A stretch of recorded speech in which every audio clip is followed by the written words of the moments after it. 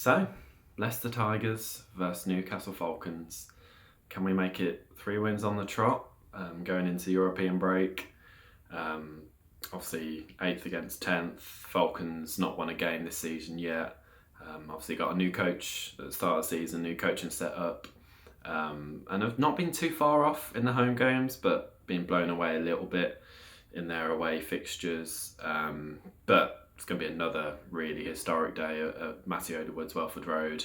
Obviously, with the double header with the women playing Loughborough Lightning afterwards. Hopefully, there'll be a good few fans that stay on for the second game. Obviously, it's going to be pretty damn cold, but hopefully, we'll get a few for that one. A great local derby that we'll have never had in this sort of fixture before.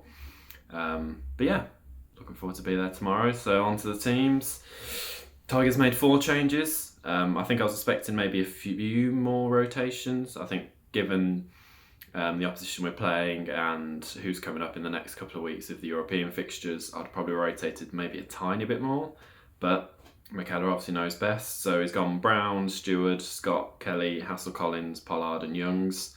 Main headline there being Mike Brown back at fullback. Personally, I'd like to see Shilcock given a go. I feel like he deserves more game time at the moment, but Mike Brown's been absolutely fabulous for us these last few weeks, the last few months. Potentially could be his last game in a Tigers shirt. We still don't know what's going on with his future. We'd obviously love for him to stay, but with the arrival of Anthony Watson, you could see maybe his game time being very, very limited, especially as we won't play much at all during the Six Nations. But yeah, great to see him at fullback, which obviously pushed Freddie Stewart onto the wing. Years gone by, I've not been a fan of him on the wing, but I think against Harlequins he was very impressive, and I think he's played a bit there for England now, and I feel like he's a genuine weapon on the wing. Obviously a brilliant ball carrier, as shown last week. He was carrying the ball for fun. Hopefully see more of that. Hopefully the Scott Kelly partnership built upon last week. I thought it was good in parts. Again, Kelly not quite there, but you're hoping that eventually it's going to click one of these games and they're just going to be absolutely flying. So hopefully tomorrow's the game. Otherwise, kind of as expected, Hassel-Collins, Pollard, Youngs into the pack. Van Veek, Montoya, Cole, Wells, Chesham, Liebenberg, Reffel and Visa. Good to see Dan Cole back starting. Probably was expecting Hanro to be rested this game. Maybe see Rogerson at number 6, but again, as I said, McKellar obviously knows best. Obviously going with Hanro again. He's played every game so far this season. Otherwise, pretty much as we expected. Maybe the only rotations were going to be Loosehead and then who's going to pat down with Chesham. Obviously expected Henderson to be rested. Good to see Harry Wells in there. Onto the bench, gone Clare, Whitcomb, Hurd, Carter, Rogerson, Whiteley, Shilcock, Catter. Yeah, again, as expected, bit of rotation. Good to see Hurd back in there. I think he's really stepped up this season. He's looked very, very good. Good to see Whitcomb again, not had too much game time this season. And yeah, last half an hour or so to bring Catter off the bench. He was absolute menace last week. Gloucester will not be wanting to play against him in a long while. So yeah, going to be good to see him off the bench at some point. But yeah, it's a very solid team, and yet we're rotating a few players. Good to see Bassett given a rest.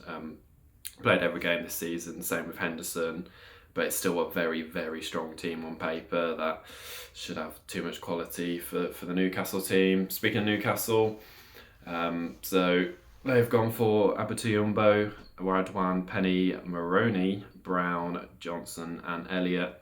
Obviously the main one there is Matthias Maroney. God, I miss him. I just absolutely love seeing him in a Tigers jersey. For me, one of the best defensive 13s I've ever seen. He was just absolutely brilliant at reading lines, defending, and showed a lot in attack as well. I thought he was an absolutely brilliant player. Still absolutely gutted that he doesn't play for Tigers anymore. So it's going to be nice to see him at Welford Road again, but also absolutely horrific that it's going to be in a different jersey. But he's part of a pretty exciting backline. Obviously, Adam Radwan is a serious player. Just super electric, super quick, can make something happen from absolutely nothing. Just got to say that he's 5th in defenders beaten for this season in the Premiership, 29 defenders beaten, and being in a losing team, that is very impressive. Louis Johnson is an exciting fly half that's come through the ranks for them. But yeah, they got pacey. Louis Brown was former of Coventry, another pacey back. So yeah, pacey back line. Into the pack, Brocklebank, Blair Meyer, Bello, Hawkins, De Chavez, Arubilo, Cross and Chick. Obviously the main ones there, probably Bello and Rubilo. Obviously both Argentine who were at the World Cup. That's going to make a big difference for them coming in. Obviously they fared quite poorly when they came down to Welford Road a few months ago in the Premiership Cup. They got absolutely dominated up front. Hopefully for them that'll make a bit of a difference. But Callum Chick is a very brilliant player, number 8. I saw that was it Guy Pepper got injured last week. I think he's a brilliant 7, so shame for them they haven't got him, but I think Sam Cross is a pretty decent player as well. Onto the bench, got Byrne, Brannington, McCallum, Cardle, Lockwood, Stewart, Connon and Spencer. Yeah, pretty solid. Nothing to really shout about too much, if I'm being brutally honest. Obviously, that props got absolutely dominated last time they came to Welford Road. Freddie Lockwood's an exciting young back rower. And Connon, obviously, has been their mainstay at fly half these last few seasons. And I think it's 13 of the 23 that'll play tomorrow. Played in that Premiership Cup fixture that we beat them 60 points to 7. That started this season with so much optimism. We played some absolutely brilliant rugby that day. Hopefully show a bit of that tomorrow as well. But I'm sure they'll have a lot of memories of that game in the back of their minds, especially up front. The scrums that day we just absolutely steamrolled them. So especially for those props. Obviously Bello will make a difference, but that'll be in the back of a lot of their minds and be in the front of a lot of our minds as well. That we believe we can get the head in the set piece battle. As already said, they've obviously lost their 6 games, but they've been very close to some wins at home. Last week they could have beat Exeter. I think it's Gloucester as well. They only narrowly lost to at home. But they've not won a Gallagher Premiership game away from home. I think it's over a year. I think it's 10 games now. They don't travel well. Haven't travelled well for a while. Obviously, we all know the funding is not quite there compared to the likes of us or the likes of the top 4. They obviously spend in their means. Which is maybe, I think it was someone was talking about it. That's probably the model for rugby going forward. That they just spend the amount of money they can on wages that they can afford. They don't push the salary cap, which is all good, but sadly it does mean there's a bit of a gulf in class between the two 23s across the board, and salary wise there'll be a massive difference between the two sides. They've not won at Welford Road since 2018 as well, but they'll be absolutely up for this. They're complete underdogs. What was it? Is it the Opta do the predictions? They predicted us a 31-point win. Not quite sure it'd be that dominant, but they'll be very happy with it. They'll have seen that. They'll know that they're absolute underdogs, and they'll just be completely up for this. Prediction time. I think I'm going to go for Tigers by 20. I think not quite the 31, but I think it will be a pretty comprehensive victory. With the 5 points, that's massive. We need to get another 5 points.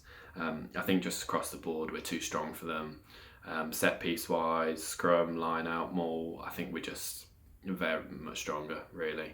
Their backs will be dangerous. I expect them to score a couple of tries, but I think if you made a combined team of the two sides, you'd maybe only put 2 Newcastle players in it at a push. I just think when you look at, I've compared it the last few games, but if you look at Andre Pollard's wage compared to Louis Johnson's at their 10, it will be ridiculous amount of difference in salary, and that does make a difference when you've got a young man just finding his feet as a Premiership at 10 compared to the World Cup double World Cup winner. It will make a difference. I expect it to be quite comfortable. Get a bonus point win. I do expect Newcastle to score a couple of good tries, but hopefully it'll be a 5 points that will send us into a pretty good couple of weeks after the tough start and into the European break. And as I said already, hopefully a lot of people will stay for the second game, Leicester Tigers women against Loughborough Lightning, who I think we're still above them in the table. So could we pull out our first victory in the Premiership? That would be absolutely brilliant to get a double-double, 2 wins, but we'll see. Hopefully there's going to be a good crowd there. It's going to be cold, but that's what rugby's all about, isn't it? See you all there tomorrow.